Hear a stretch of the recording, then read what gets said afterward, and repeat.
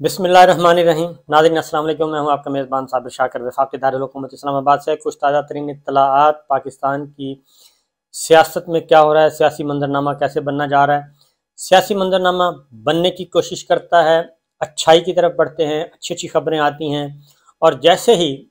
कुछ साजिशी अनासर को, साजिशी किरदारों को पता चलता है कि ये मसला तो हल हो रहा है, ये तो सबकी तरफ सीज़ फायर हो रहा है, और सीज़ फायर हो रहा है तो स्मूथली हर चीज़ हो जाएगी, आर्मी चीफ की अपॉइंटमेंट हो जाएगी, इलेक्शन के मामलात में भी पॉलिटिकल प्लेयर्स आपस में बैठ के बात कर लेंगे और नए आर्मी चीफ आके अपनी कमान संभाल लेंगे। ये सब कुछ क्या किसको सूट नहीं करता। पाकिस्तान स्टेबल हो, पाकिस्तान स्टेबिलिटी की तरफ जाए, सब कहते ज़बान से ज़रूर हैं, लेकिन कुछ साजिशी अनासर ऐसे हैं, साजिशी किरदार, जो ये काम नहीं होने देते, और जैसे ही पता चलता है उनको स्टेबिलिटी आ रही है और मामला सेट हो रहे हैं, अच्छी अच्छी खबरें आ रही हैं, हर चीज़ अपने अंजाम को पहुंचने जा रही है और पाकिस्तान एक दोबारा से एक ट्रैक पे आ रहा है, कशीदगी कम हो रही है, ये सारी चीज़ें सूट नहीं करती तो सिर्फ साजिशी किरदारों को। और वो साजिशी किरदार क्या करते हैं, वो उनके अपने ज़ाती मफादात हैं, और ये साजिशी किरदार जो हैं वो हर जगह मौजूद हैं, गवर्नमेंट साइड पे भी और अपोजिशन साइड पे भी, पॉलिटिकल भी, नॉन पॉलिटिकल भी, और ये मीडिया में भी मौजूद है। और मीडिया हाउसेज में बहुत ज़्यादा मीडिया मास्टर्स मौजूद हैं जो ये काम होने नहीं देते, क्योंकि जब ये सब कुछ होता है तो फिर उनकी दाल नहीं गलती, उनकी कंसल्टेंसी, उनकी अहमियत, उनका सारा जो है वजूद वो ख़तरे में पड़ जाता है, उनके अपने मफादात ख़तरे में पड़ जाते हैं। और ये करोड़ों का सौदा तो है नहीं, अरबों का सौदा है, और जब अरबों का मफादात हो, अरबों रुपए का, खरबों रुपए के मफादात का मामला हो, तो फिर वो चाहते हैं कि नहीं, जो सिस्टम है वो उनकी मुताबिक, उनकी मर्ज़ी के मुताबिक चलना चाहिए। क्योस होगा, गैर यकीनी की सूरत हाल होगी तो उनकी ज़रूरत महसूस की जाएगी, उनसे मुशावरत की जाएगी, उनको भी कोई काम दिया जाएगा, तो इसलिए वो ये काम होने नहीं देते। और यही इस वक्त पाकिस्तान में हो रहा है। आखिरी हफ्ता है, इमरान खान साहब अपने लॉन्ग मार्च को गो स्लो कर चुके थे और आहिस्ता आहिस्ता, और उन्होंने कहा था कि अब हम डिसाइड करेंगे सिचुएशन के मुताबिक। फिर उन्होंने स्टेटमेंट भी दे दी, क्योंकि ये कल मैंने आपको बताया था कि कल ये फैसला कर चुके थे कि आर्मी चीफ की अपॉइंटमेंट के मामले में भी उनकी अंडरस्टैंडिंग एक हो गई है आपस में विद इन पार्टी भी, कि अब हम इस इशू को उस तरीके से आगे नहीं बढ़ाएंगे, बल्कि जो भी आएंगे आर्मी चीफ उनका वेलकम करेंगे और इस अपॉइंटमेंट को खुश उसलूबी से होने देंगे। ये हो चुका था, लेकिन कल रात अचानक एक काम हुआ और मीडिया मास्टर्स, मीडिया हाउसेस काम आए और उन्होंने एक नॉन इशू को इशू बनाने की कोशिश की, और वो था तोशाखाना, और तोशाखाना से जो तहाइफ थे वो, और ख़ास तौर पे उनमें घड़ी। अब ये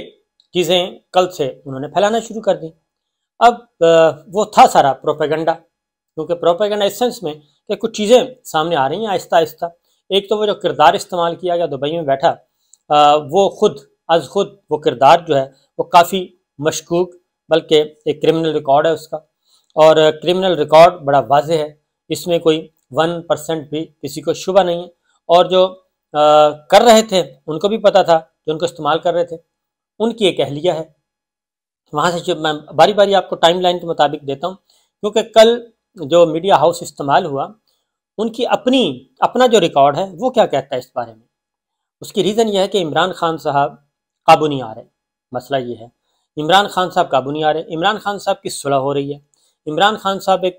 सब इमरान खान ही नहीं बल्कि सब के सब एक नेशनल ट्रैक पे चलने रहेंगे, कौमी धारे में आ रहे हैं,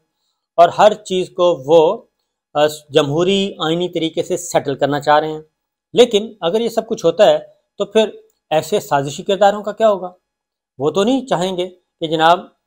इमरान खान साहब की अफवाज पाकिस्तान एक इंस्टीट्यूशन के साथ अंडरस्टैंडिंग हो जाए। वो नहीं चाहेंगे कि Imran Khan, political players, opposition और हुकूमत आपस में बैठ कर बात कर लें, वो नहीं चाहेंगे, और इसीलिए वो यकदम भड़काते हैं चीज़ों को।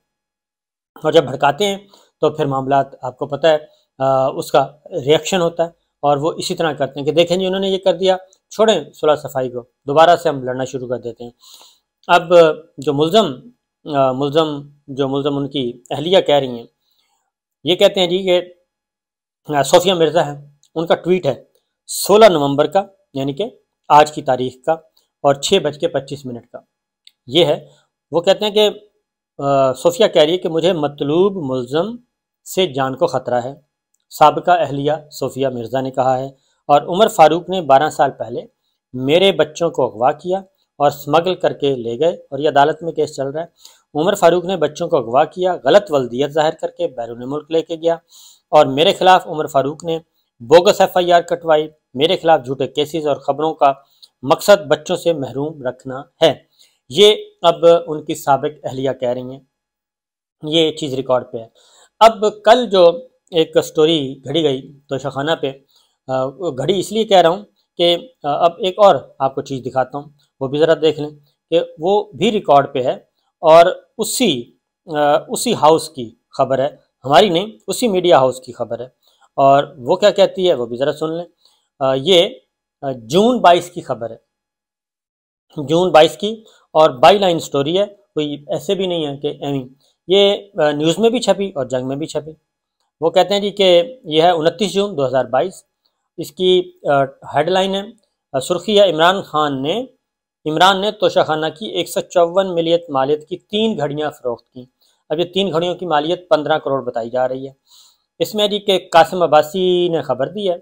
دی نیوز کو معلوم ہوا ہے کہ سابق وزیر اعظم عمران خان نے اسلام آباد کے ایک مقامی گھڑی ڈیلر کو توشہ خانہ سے 3 گھڑیاں فروخت کیں، جن کی مجموعی مالیت 154 ملین روپے ہے۔ شیئر کی گئی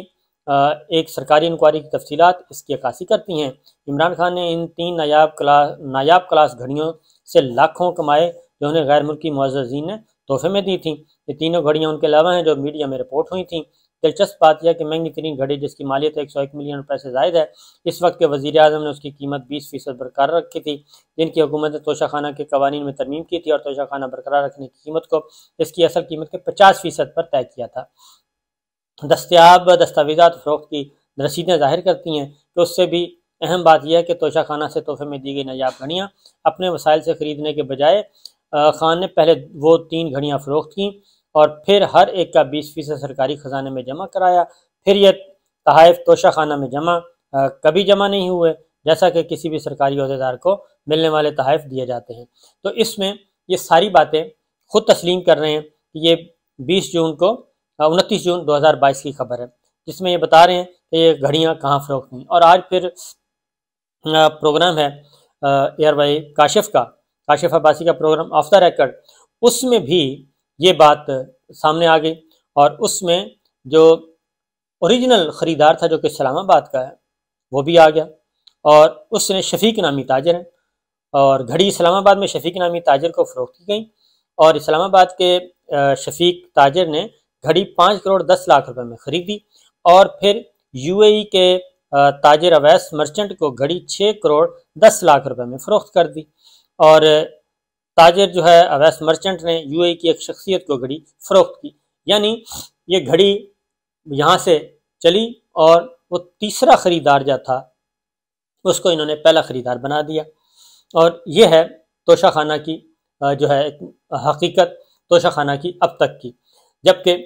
یہ کہا جا رہا ہے، پینٹ یہ کیا جا رہا ہے کہ جناب یہ خبریں اس طریقے سے کہ انہوں نے پتہ نہیں کوئی چوری کر لی ہیں، اغوا کر لیا ہے، کیا کر لیا ہے، جبکہ ماضی میں گاڑیاں جو تھیں وہ آئی نہیں تھیں، گاڑیاں توشہ خانہ میں آئی نہیں اور باہر سے ہی استعمال میں ہو گئیں۔ اور آپ کو وہ ہار کا تو پتہ ہی ہے کہ ترکی صدر طیب اردوان کی اہلیہ نے دیا تھا، اور وہ برآمد ہوا تھا، اور وہ بھی جب پتہ چلا کہ توشہ خانہ میں ریکارڈ پہ موجود نہیں ہے تو لیٹر لکھا تو وہ ہار واپس کیا گیا، حالانکہ وہ خریدا جا سکتا تھا، وہ تھا بھی زلزلہ زدگان اور سیلاب زدگان کی مدد کے لیے۔ بہرحال یہ ایک مختصر تھا۔ اس کے بعد اگلی بات یہ کہ کیونکہ عمران خان صاحب نے کہا ہے کہ میں کروں گا اس کو عدالت میں لے کے جاؤں گا، اب یہ پاکستان کے اس میڈیا ہاؤس کی تمام خبریں آپ دیکھیں، پاکستان کے جتنے بھی اسٹیشن سے شائع ہوتا ہے، وہ لاہور ہے، کراچی ہے، پشاور ہے، کوئٹہ ہے، پنڈی ہے، جہاں سے شائع ہوتا ہے، ان کی آپ دیکھیں ہیڈ لائنز، لیڈ اور سپر لیڈ، اس میں آپ کو یہی سٹوری ملے گی۔ لیکن جب ہم لندن میں آتے ہیں تو لندن میں نہیں ہے، تو یہ سارا کچھ آخر ہے کیا؟ تو اس میں سمپل سی ایک بات ہے، وہ یہ ہے کہ عمران خان صاحب جو ہیں وہ ان کا جادو جو ہے وہ سر چڑھ کر بول رہا ہے، اور وہ ہر صورت میں انہوں نے اقتدار میں آنا ہی ہے، کیونکہ ان کی مقبولیت کا ابھی تک یہ مقابلہ نہیں کر سکے، اور ان کے خلاف جتنے بھی بیانیے بنائے گئے وہ بیانیے سارے کے سارے اب تک وہ لہو لہان ہو چکے ہیں اور ضائع ہو چکے ہیں۔ پھر ایک اور بات، یہ مذہب کا کارڈ بار بار استعمال کرتے ہیں، مذہب کا کارڈ، جو کہ افسوسناک ہے۔ اب وہ اس گھڑی میں بھی مذہب کا کارڈ لے آئے ہیں۔ مذہب کا کارڈ اس لیے کہ گھڑی کے اندر چونکہ بیت اللہ کی تصویر ہے، اور اس لیے اب انہوں نے اس گھڑی کو مقدس گھڑی قرار دے دیا کہ یہ مقدس گھڑی ہے، اور اس مقدس گھڑی کا فروخت ہونا جو ہے وہ بڑا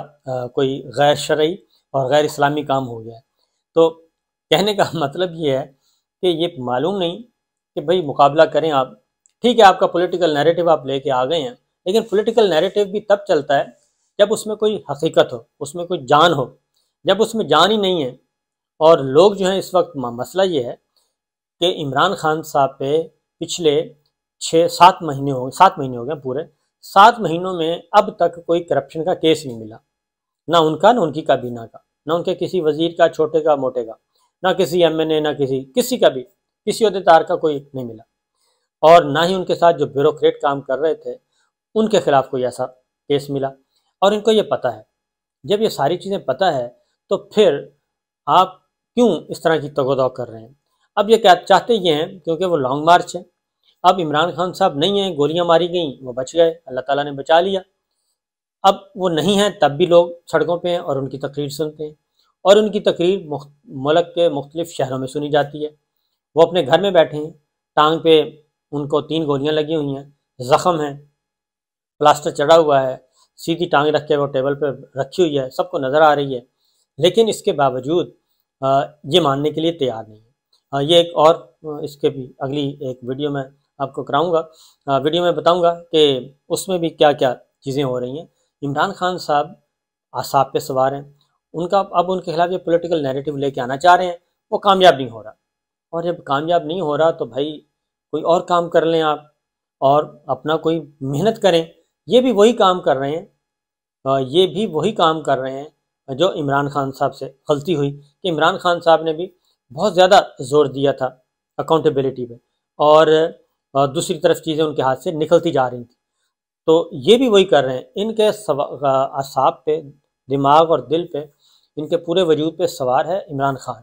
اور یہ چاہتے ہیں کہ عمران خان صبح اٹھیں تو عمران خان کا وجود نہ ہو، سیاسی وجود نہ ہو، ادروائز اللہ تعالیٰ معاف کرے۔ تو یہ اس طرح کے کام سوچ رہے ہیں، اور یہی چیز ہے۔ اب یہ گھڑی کو لے کے آگے پیچھے پھر رہے ہیں، تو لوگ جو ہیں یہ بات ماننے کے لیے تیار نہیں۔ اگر نواز شریف صاحب کے ووٹرز، مریم بی بی کے ووٹرز، زرداری صاحب کے ووٹرز، اگر وہ ان کے ووٹرز اپنے لیڈرز کو صادق اور امین سمجھتے ہیں، اور وہ سمجھتے ہیں کہ بھائی یہ جو کچھ کیا ہے یہ اسٹیبلشمنٹ نے کیا ان کے ساتھ، تو عمران خان صاحب تو ان سے کئی گنا آگے نکل چکے ہیں، کیونکہ ایک طرف ہیں 14 جماعتیں اور ایک طرف اکیلے، اور لوگ ان کے ساتھ ہیں۔ تو سوچیں ذرا کہ یہ ساری جو ایکسرسائز کی جا رہی ہے، یہ سازشی کردار جو کر رہے ہیں، کیا اس کا کوئی فائدہ ہوگا؟ میرا نہیں خیال کہ اس کا کوئی فائدہ ہوگا۔ اجازت دیجیے، اللہ حافظ۔